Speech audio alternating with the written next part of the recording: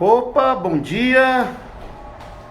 Epa, vamos nós aqui mais para um café da terça. Sejam todos e todas muito bem-vindos. Vamos aqui. Vamos aguardar aqui a entrada do meu companheiro de programa, Giovanni Oliveira. Hoje nós vamos conversar um pouco sobre a eleição ou as eleições nas casas legislativas, no Senado e na Câmara Federal. Conversar um pouco sobre os bastidores, não apenas sobre o resultado de ontem, porque nesse último mês, ou mais precisamente desde o fim do ano passado, que essa eleição, curiosamente, alguns que não acompanham até não entendem, né?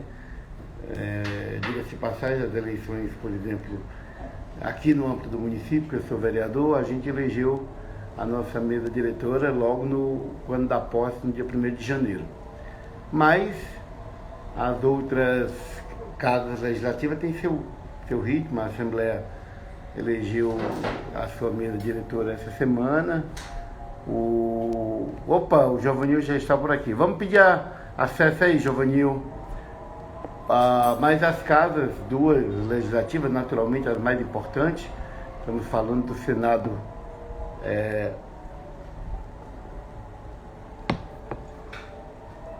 entrar ao vivo com Giovanni Oliveira.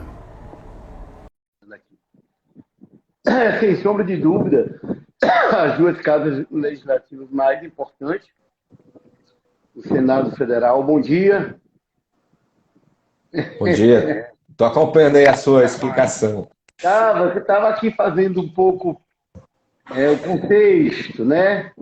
O contexto da nossa bate-papo de hoje, do nosso Café da Terça, que é falar sobre o resultado, eu dizia, Giovanni, não apenas, mas os bastidores.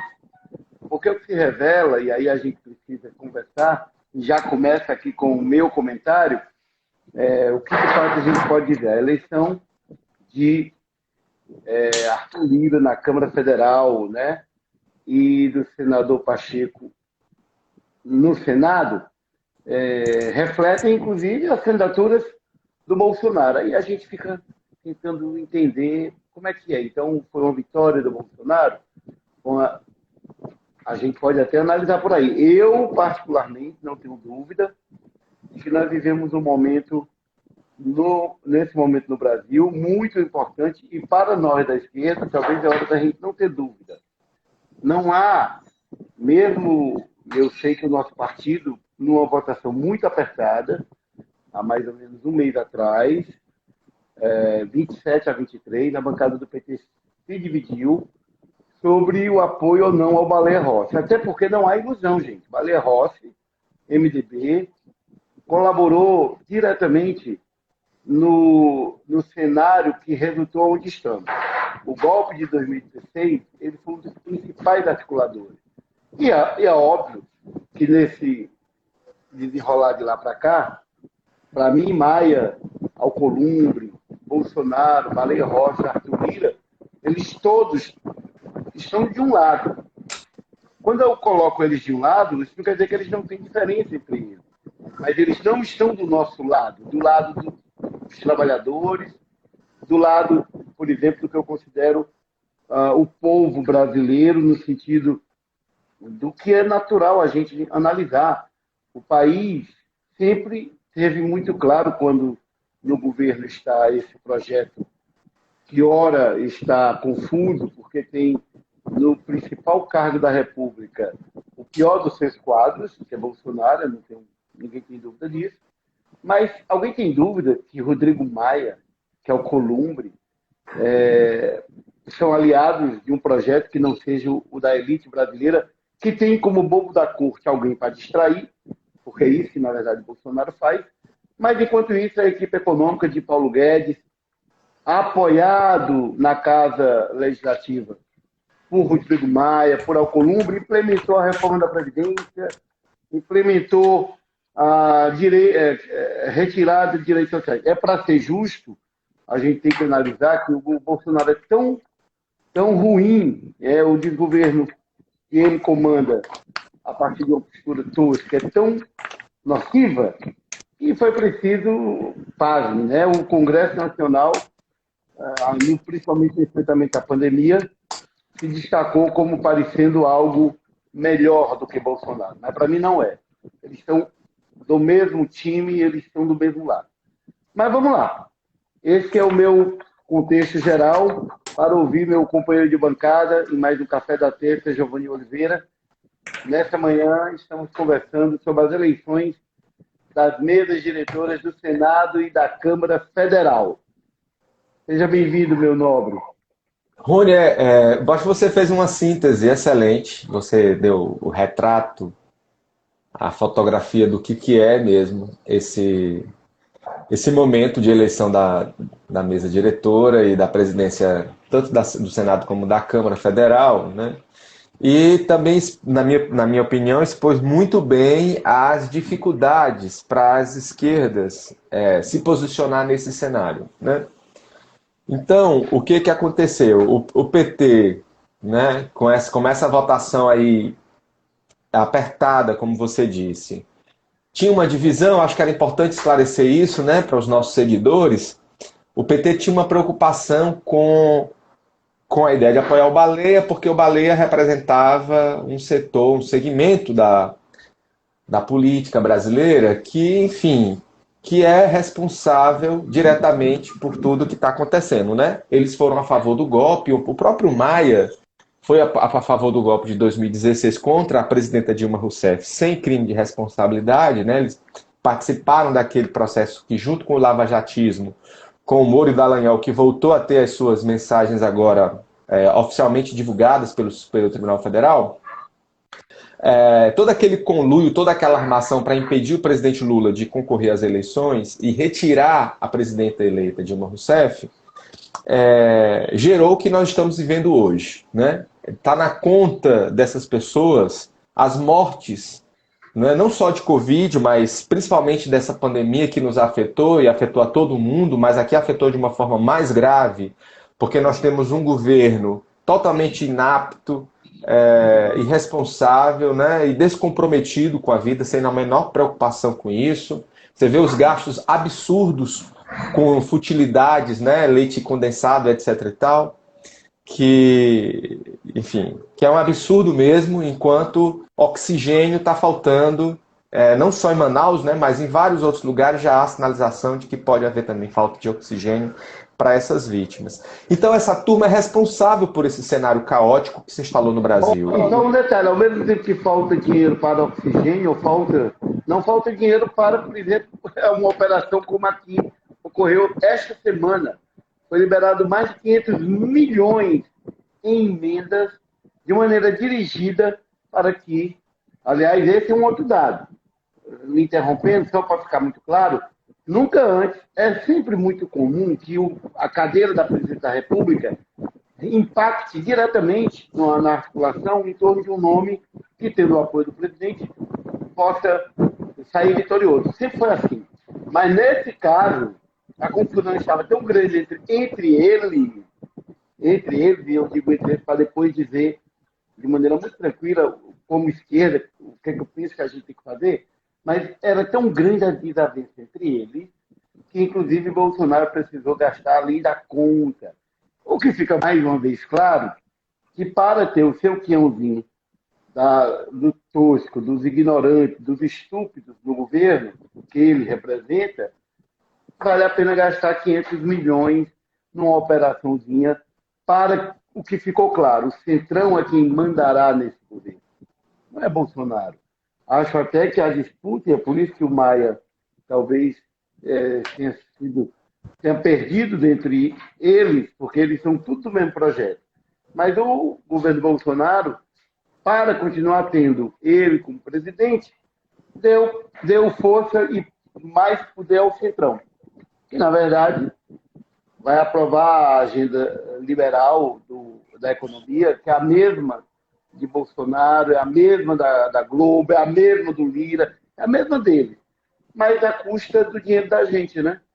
Porque, na verdade, falta dinheiro para a vacina, mas não faltou dinheiro para essa operação que custou um absurdo. Ontem Faz eu vi, eu vi uma postagem no Twitter do Braga, né, o deputado do PSOL do Rio de Janeiro, e ele falava que não duvidava que tivesse havido uma estratégia, inclusive, de direcionar aí esses setores da esquerda, né, o PT, PCdoB, outros partidos, em apoio ao Baleia Rossi, como uma forma do Centrão se valorizar nesse processo, né, o próprio DEM, que é o partido do Rodrigo Maia, e acabar, enfim, vendendo mais caro o seu apoio à eleição do Lira, né? Então, assim, não dá para duvidar de que isso possa ter acontecido, não é? Mas o que fica claro também, Rony, nessa eleição da Câmara, da presidência da Câmara, é que o governo Bolsonaro, longe de dizer que iria fazer uma nova política, que não ia negociar com os partidos, que não ia ter tudo aquilo, né, que foi condenado na política brasileira, tá certo? Com o falso moralismo lavajatista, se repete de uma forma muito mais aguda, muito mais grave, com consequências muito mais cruéis no cenário político brasileiro. E, óbvio, tudo isso tem impacto nas eleições presidenciais que virão. Só para te dizer, né? Nós sabemos como isso afeta o sonho, o desejo do Dória de ser um candidato desse agrupamento da direita em oposição ao Bolsonaro, né? E o que me entristece sempre, toda a vida e sempre, é como nós temos militares das Forças Armadas que estão comprometidas com esse governo até o talo, inclusive o general Ramos, que fez toda a tratativa desses votos, dessas negociações de apoio, né, à eleição, dessa questão da liberação das emendas, e a gente, infelizmente, tem aí um desgaste, né, de uma instituição do Estado brasileiro que deveria estar absolutamente afastada de todos esses tratamentos políticos, porque é muito ruim viver num país em que você não pode confiar nas suas forças armadas, porque os militares estão envolvidos até o talo nesse lamaçal que o Bolsonaro conduz, né, que o Bolsonaro é o timoneiro. E eu falo isso, inclusive, porque há vários militares, inclusive o Santos Cruz, né, que foi, logo no início, afastado do governo, certamente, e eu não tenho razões para concordar ideologicamente com o Santos Cruz, mas uma coisa é preciso dizer, deve ter sido afastado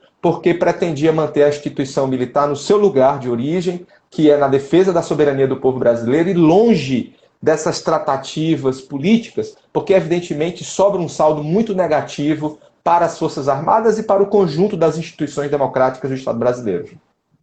Querido, antes da gente continuar aqui, eu quero só, vendo aqui aos que estão acompanhando, a Deusa, nossa amiga Deusa está aí. Olhe, Deusa, na hora que terminar aqui nosso café da terça, vou lhe ligar, tem boas notícias. Seja bem-vinda, bom dia. Mandou há pouco aqui um aceno para nós, Giovanni. Eu vi. Dando bom dia, então aproveite para dizer que daqui a pouco eu quero falar com você, dona Deusa. Então tu não falou com ela ontem, né? Não, eu inclusive Estava tarde. Eu achei tarde, achei melhor não ligar, mas ligarei daqui a pouco, viu, Deusa? Boas novas. Giovanninho, eu vendo você também analisar um pouco aí esse assunto e lembrando, por exemplo, da esquerda. Aí eu quero agora que nós, os dois aqui, conversem um pouco sobre o olhar que a esquerda precisa ter desse não é só da eleição, desse momento.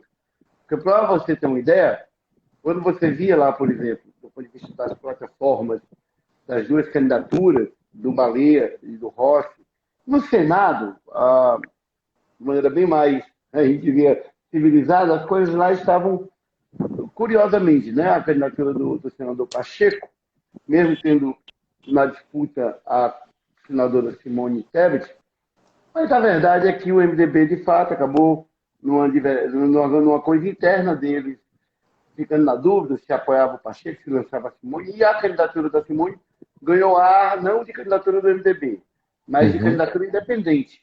Até parece que outros senadores que não apitam, nem vai nem volta, o Cajuru, o próprio Major Olímpio, que eram candidatos e retiraram discordando da candidatura do Pacheco, que foi articulado pelo Alcolumbre e que tinha o apoio do Bolsonaro, porque, na verdade, o Alcolumbre, mas Bolsonaro cá para nós, estão do mesmo lado. Mas eu estou aqui Sim. lembrando, só para a gente não ter dúvida, porque no Senado, eu não diria que é a esquerda, o PT, o PDT, não tinha muita o que fazer. Eu acho que a candidatura do particular, inclusive, para ser muito justo, a partir de um olhar republicano, foi mais civilizada.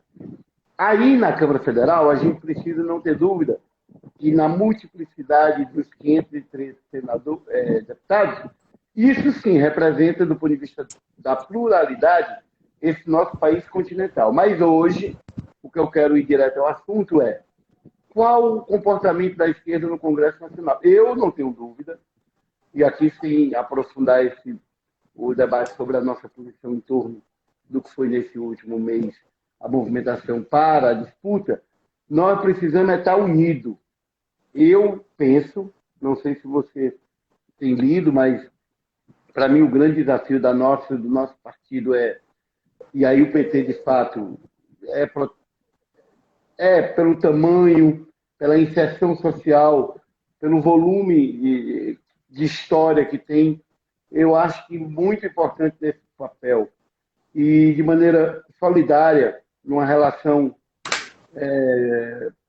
amistosa, respeitosa e principalmente de busca de unidade com o PSOL, com o PCdoB, com o próprio PDT, a gente não pode ter dúvida que ou nós nos unimos ou essa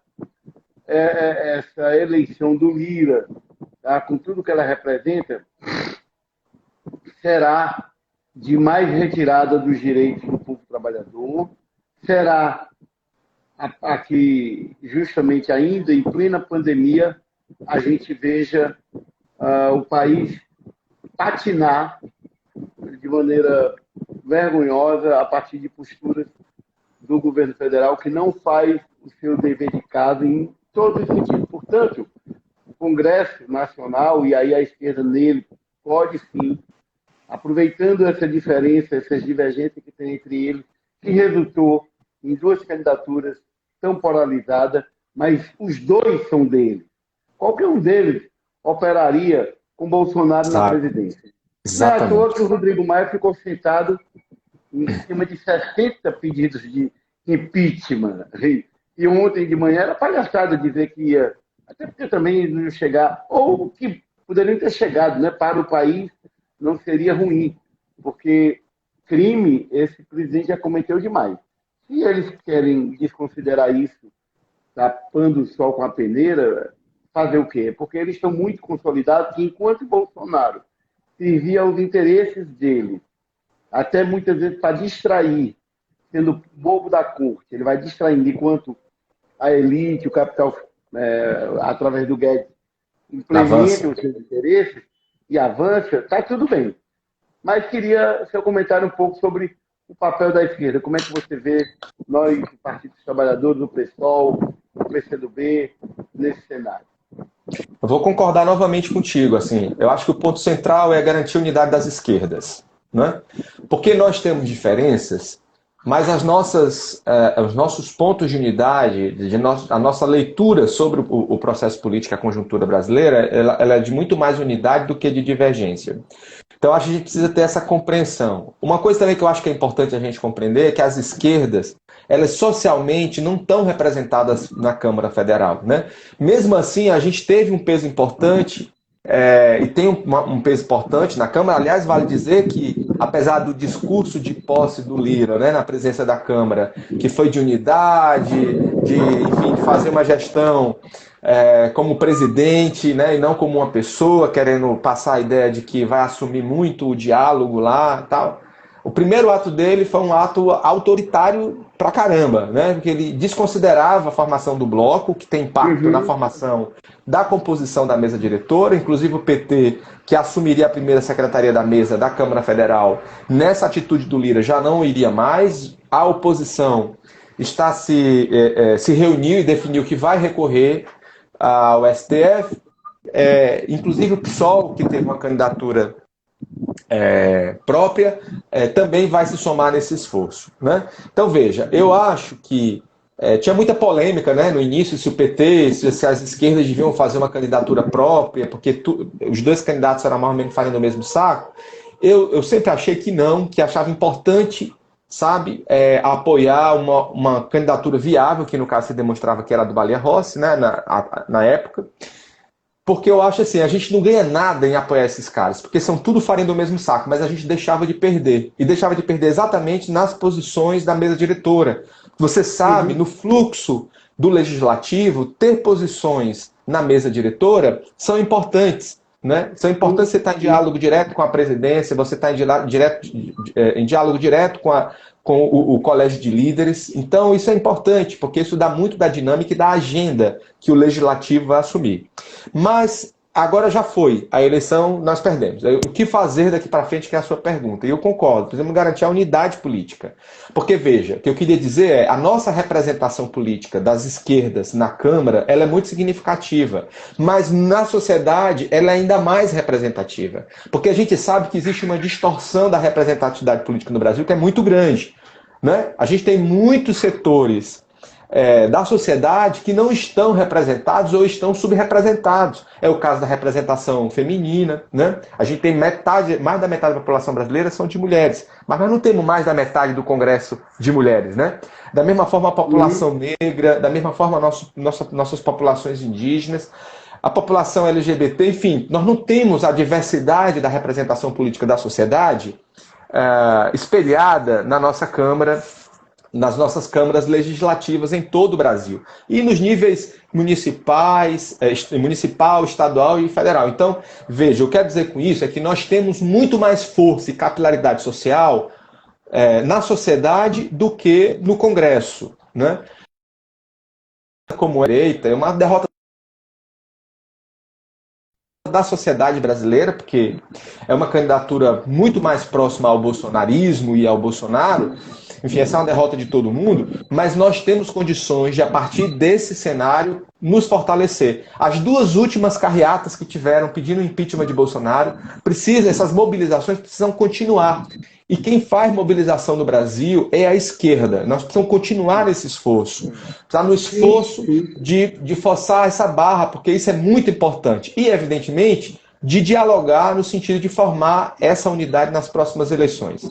Vamos lembrar, para encerrar meu comentário, vamos lembrar que mesmo com todo o tiroteio que o PT vem sofrendo desde o mensalão do governo Lula, mesmo com a prisão ilegal de Lula, que mais uma vez está mais do que explícita, né, novamente em função dos áudios já, inclusive, periciados, né, que foram liberados pelo Supremo Tribunal Federal, com relação a todo o conluio feito entre os promotores e o ex-juiz Sérgio Moro, para impedir, inviabilizar uma candidatura vitoriosa da esquerda, né, favorecendo, portanto, o Bolsonaro, que, aliás, o Moro depois assumiu lá como ministro, né, recebendo a sua paga pelo crime cometido. Mas, enfim, eu quero dizer que mesmo no cenário de muita diversidade, com muitas matérias negativas em todo o complexo empresarial de comunicação, Rede Globo e etc., nós tivemos na candidatura do Haddad no segundo turno uma expressiva votação e não fomos vitoriosos, porque, enfim, havia muita coisa contra nós, alguns viajaram para Paris, né, e apareceu até o tal lá da mamadeira de piroca. Muito WhatsApp, muita fake news e muita gente de, abre aspas, esquerda, né, pegando o beco e se ausentando de um processo tão importante, que as consequências nós estamos pagando agora aí a esses altos custos, né? Então eu quero dizer que com isso assim, que nós temos força social, muito mais do que na Câmara, muito mais do que no Legislativo, tá certo? E nós precisamos fortalecer isso que nós temos. Uma demonstração dessa nossa força também, mais recente, é a campanha do Boulos em São Paulo. Né? Então as esquerdas possuem, sim, força e tutano e vamos dizer, e chamego social, vou usar essa expressão, né? Porque nós nunca nos afastamos. Se é verdade que nós tivemos dificuldade, os movimentos sociais de uma maneira geral, de fazer a velha formação de base, o trabalho de base, nós nunca deixamos a defesa do nosso povo. nunca deixamos de propor políticas públicas e quando nos governos, de implementar políticas públicas para reduzir as desigualdades que estão crescendo de forma absurda, inclusive com os números miseráveis. Então é isso, o caminho é o diálogo, a unidade das esquerdas e fazer o enfrentamento com esse projeto necropolítico do Bolsonaro, que é um governo da morte. Eu não tenho dúvidas de dizer isso. Muito bem, meu companheiro Giovanni. Você brilhantemente colocou aí de maneira muito objetiva essa sua análise. Eu quero, colaborando com ela, fazer a leitura aqui de dois comentários que está aqui na nossa tela, tá certo? Que tem a ver com esse nosso debate. Mais precisamente o papel da esquerda a partir do cenário da disputa nas casas legislativas. Andréa diz assim: bom dia, acho que este é o único pensamento possível sobre o papel da esquerda. Ou reunimos a esquerda ou não existe saída. Um projeto político amplo e discutido, onde as pessoas possam pensar juntos. Não tenho dúvida que ela vem no mesmo sentido que nós estamos nos desafiando. Precisamos PT, PSOL, PCdoB, REI, da esquerda, principalmente numa relação com os movimentos sociais. É como você lembrava agora, se alguém tem capacidade de enfrentar o projeto da direita, e o projeto da direita entenda-se todos eles desse lado de lá, Bolsonaro, Maia, Lira, o André, o Baleia Rossi, todos eles. Nós precisamos, do lado de cá, saber para onde queremos ir. Nesse sentido, o Aglaíus complementa. Ou se cria uma frente popular de centro-esquerda, e aí o Aglaíus já está lembrando a relação com o PDT. Ou perdemos novamente para Bolsonaro ou Dória. Ele já está vendo as coisas daqui a 2 anos. Eu aproveitaria, a partir do comentário desses nossos dois... Que, aliás, o Dória leva uma porrada grande com a eleição do Lira, né? Porque o projeto dele era de aliança com o DEM e o DEM debandeou para o Bolsonaro de vez. Inclusive, na reta final, o jogo foi tão duro do ponto de vista da força, da grana que nos bastidores ergue os interesses, que o DEM, que é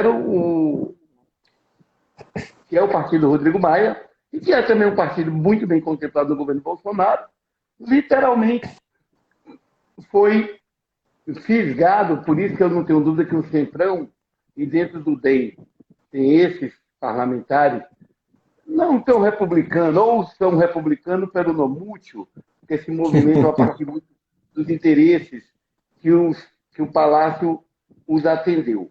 Mas o Dória e o PSDB também, quase, inclusive, você tem uma ideia, a movimentação do governo Bolsonaro com o dinheiro foi tirar o DEM da candidatura do Baleia. E, no mínimo, colocou a neutralidade, dividiu.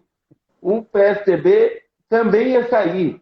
Não saiu por conta do movimento do Dória. Então, nesse cenário, aí eu quero caminhar para a nossa conclusão, dizendo que temos aí um resultado nas casas legislativas que, ao meu modo de ver, do ponto de vista do que de fato está na macropolítica, continua tudo como antes na terra de Abrantes.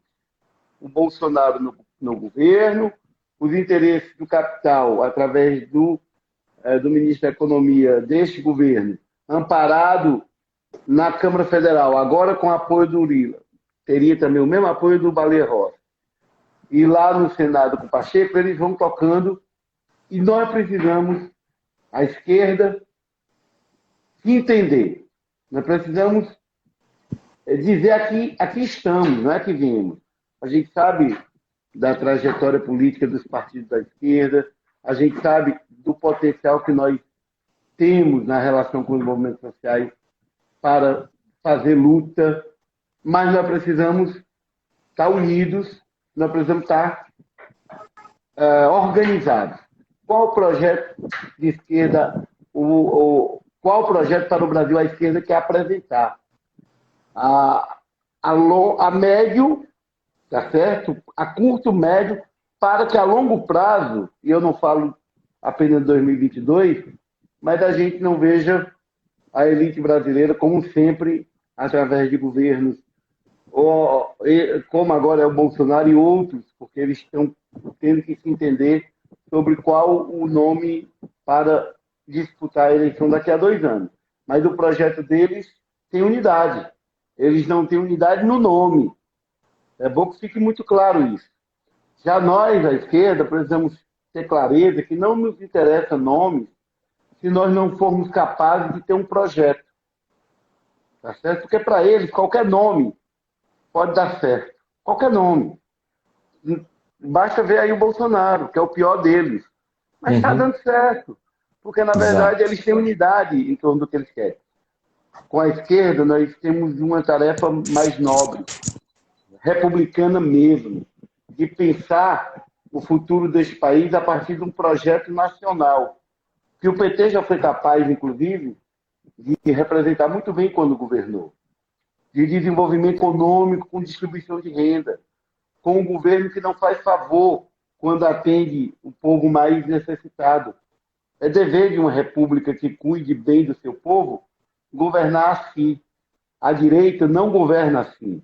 A direita tem seus interesses nada republicanos, senão em torno dos interesses de pequenos grupos que vão se entendendo quando governam. Portanto, meu querido Exato. amigo Giovanil, o desafio está dado, que a esquerda possa continuar trilhando caminhos de entendimento, porque é nesse sentido que eu penso que a gente vai ver. E vamos, nessa tocada, com o resultado que foi de ontem, continuar pensando as tarefas na política brasileira. Abraço grande. Outro maior, tudo de bom. Até a terça próxima. Vamos brindar aqui virtualmente. E não esqueçam vocês aí, óbvio que o programa ficará nas nossas redes sociais, no meu Instagram, no do Giovanil, no meu Facebook e no dele, para quem não pôde aqui ver, possa acompanhar. Mas nós estamos aqui nesse exato momento, Giovanil, com 10 espectadores aí agora, né, ao vivo, acompanhando. E foi É um número muito bom. Foi meia hora de um bom debate. Grande abraço. Beijo a todos e todas. Até a próxima terça. Até a próxima terça. Tchau, tchau.